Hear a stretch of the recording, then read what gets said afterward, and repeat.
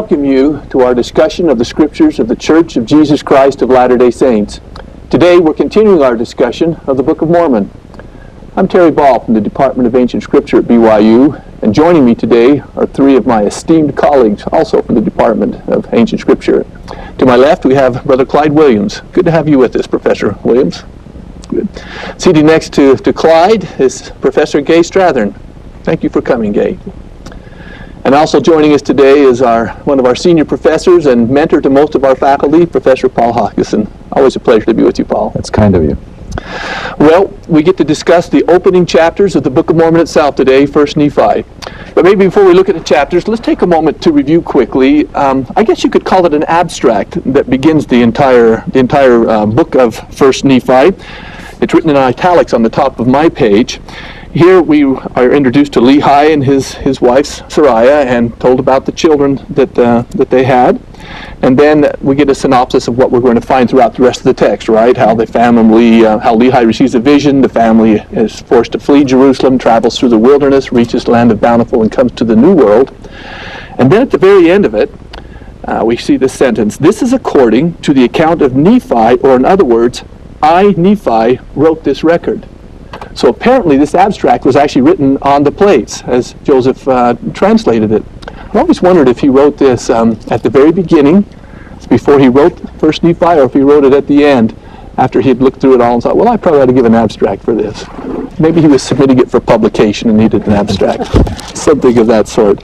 But then Nephi introduces us to himself in verse 1.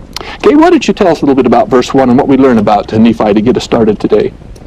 Well, verse 1 through verse 3 is kind of setting up it's Nephi's introduction of what his qualifications are for writing this work, so that he has been born of goodly parents, he has been taught in the learning of his father, he has seen many afflictions, but he's also been highly favored of the Lord and has experienced with a great knowledge of the goodness and mysteries of God. You know, it's interesting, when students look at this first passage, often they have the notion that Nephi's writing this as a young man as they're leaving Jerusalem. And of course, from 2 Nephi 5, verses 30 and 31, we learn that he's writing this after they've gotten to the Promised Land, so 30-some years after they've left. And this verse, when you read it, clearly is not the writing of someone who's just a young, perhaps a teenager or whatever age he was, but it's an experienced middle-aged man who's reflecting with great wisdom, and it reflects clearly of that wisdom when you look at the things he speaks of here, and even how he speaks about his parents. And seen many afflictions. By the time he's writing this, he really has seen. He may have felt afflicted as a teenager, but he really was the time he actually gets around to writing this. And yet feeling he was highly favored as well, which is, a teenager wouldn't think that I'm highly favored having seen many afflictions. Clearly he's been able to see how the Lord works with him and delivers him, even though he's had to go through these afflictions. So those afflictions have made him what he was almost. You get that feeling, don't you? He then talks a little bit about the language in which he's making the record. Paul, you're a linguist. Tell us what we know about the language. Well, language in Nephi's day would have been, of course, Hebrew. Some people call it Old Hebrew. And there is some evidence that there was a scribal school that put out some norms about how to write the language, how to speak the language, and so on and so forth. Throughout the Judean kingdom, at least from the 9th century on, down through the Babylonian exile.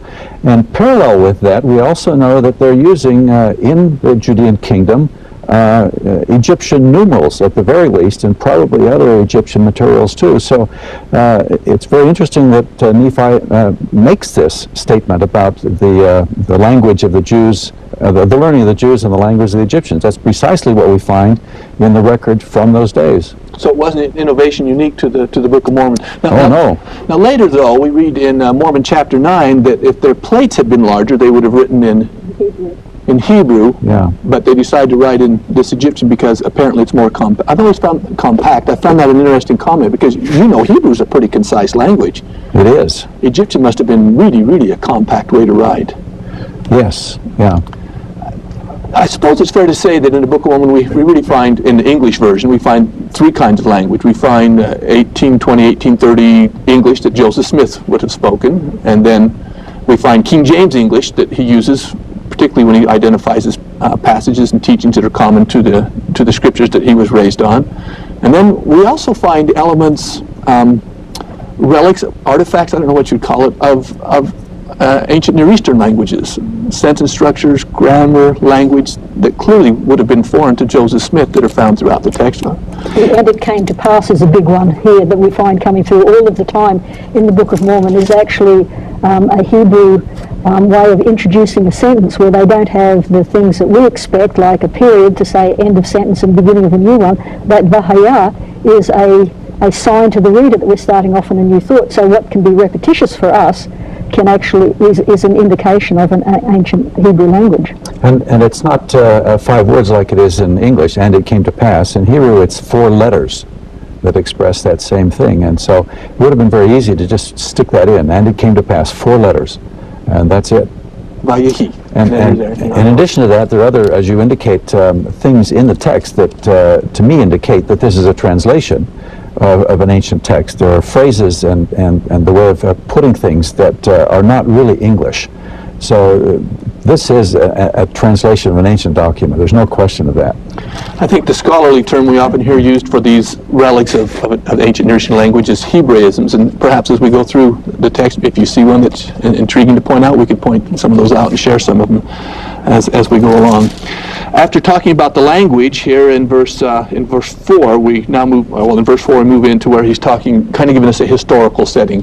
Yeah, this is where he picks up the record of his father that he's abridging there in verse 4, because verses 1, 2, and 3 are just his introduction to his father's record, and now we pick up the historical record in verse 4 from his father.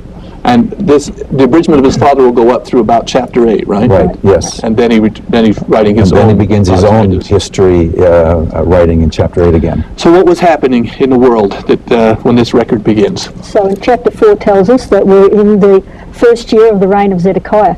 Now historically we know that this was a kind of a turbulent time, both in terms of Jerusalem and in the region. We see the decline of the Assyrian Empire that had caused such havoc amongst the northern Israelites. But in the process of them being declining, Egypt is always kind of a force that's trying to reassert itself, although it's lost a lot of its power as well. But we're also seeing the rise of the Babylonian Empire. And so just prior to this time, we're having the Assyrians and the Egypts are going to meet at a battle at Carchemish in about 605. And from that time on, Assyria ceases to be a world power, and Babylon really is in control. And we find them being in control in Jerusalem, and this is going to cause some of the havoc. Although the southern kingdom was able to miss some of the trials of the northern kingdom, we see Josiah is there as the king, and he's trying to start some religious reforms, but he's killed. And so in a period from about 605 to 597, we have 5 kings that are leading in Jerusalem. Only the last of these is Zedekiah. He's actually a son of Josiah. But Babylon is going to have an increasing influence in Jerusalem. We're going to see some deportations. This is when Daniel and Ezekiel are going to go off to Babylon. But it's also a time when the Lord is saying, these things are happening because you guys aren't remembering your covenant. So he's going to send lots of prophets. We're going to have Jeremiah, Obadiah, Habakkuk, and Lehi. He's just one of the many prophets that is prophesying in Jerusalem at this time. It makes a statement there were many prophets. That's a good list you gave. It's possible that they even may have known Ezekiel or Daniel before they were carried away. And the first deportation, at the time this is being written, it's fair to say that Judah already is a vassal state in the Babylonian Empire, right? Yes. Zedekiah was handpicked and put on the throne because apparently he pledged to be a loyal vassal, a promise he didn't keep for very long. Less than 10 years, he remained a loyal vassal of the Babylonians.